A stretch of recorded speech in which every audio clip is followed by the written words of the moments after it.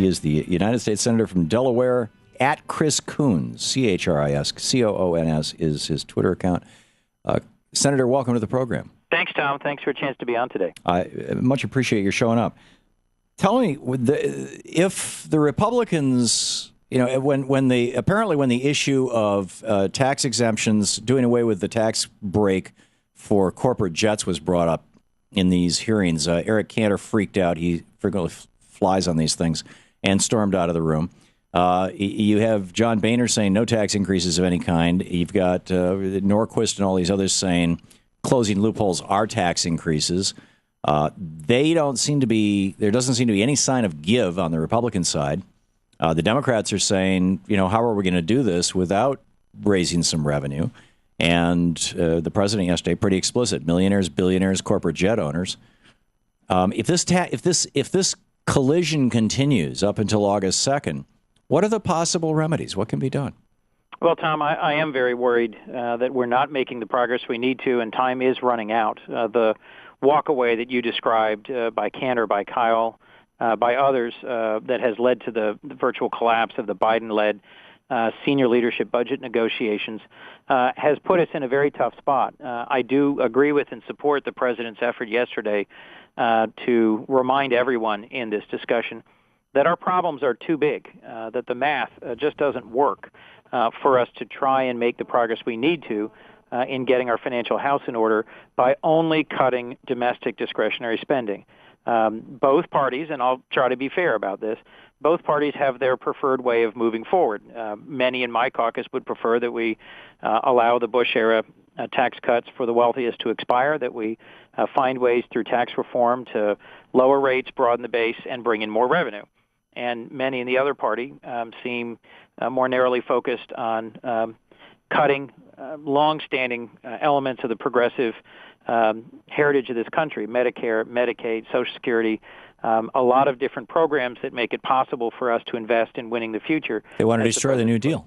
They frankly want to defund it and then deauthorize it. And the challenge is we've had a number of different very strong, balanced, bipartisan debt and deficit commissions, the one led by Alice Rivlin and former Senator Pete Domenici, the one led by Bowles and Simpson, that have both suggested that we can't get back on our feet as a nation until we stabilize our debt, until we make about $4 trillion worth of down payments. And I'm proud to be a member of the Senate who has stood up and publicly said, I'm willing to make some sacrifices. I'm willing to give a little bit on my strongly held core principles that we really shouldn't be cutting. This is the wrong time for us to be cutting spending in things like infrastructure and education and research and development.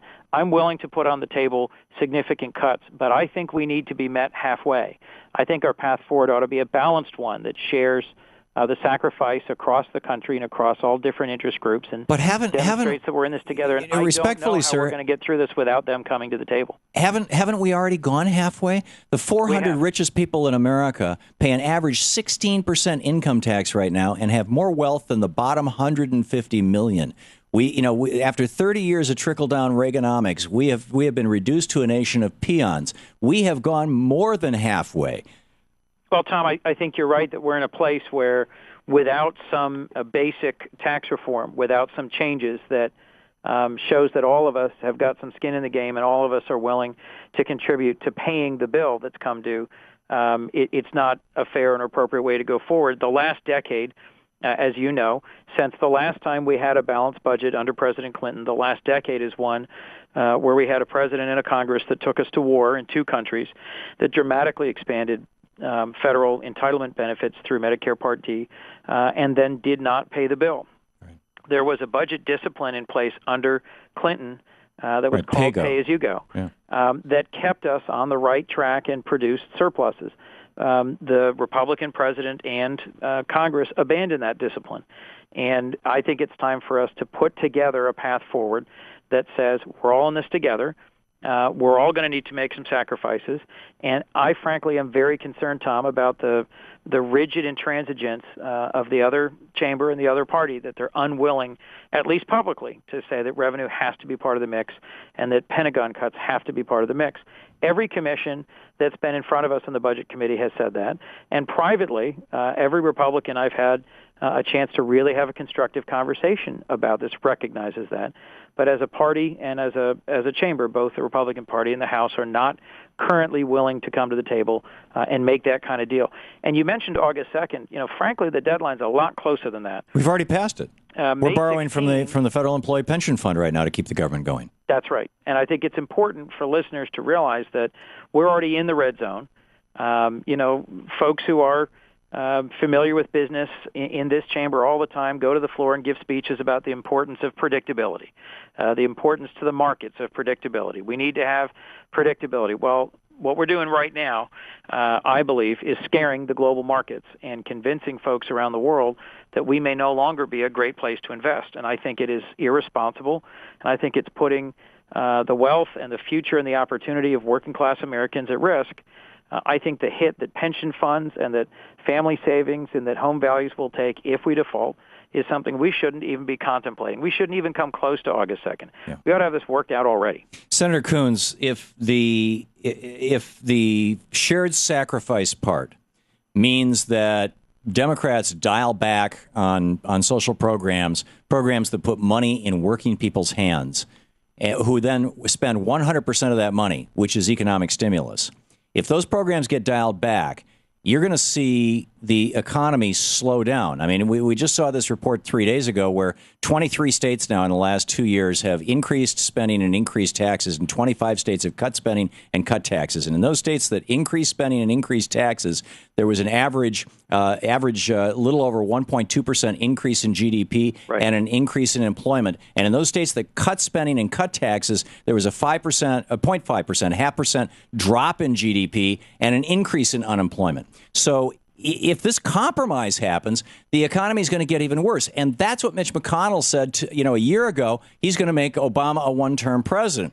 Part of this was giving him only 1 year of unemployment benefits in exchange for 2 years of Bush tax cuts. Right.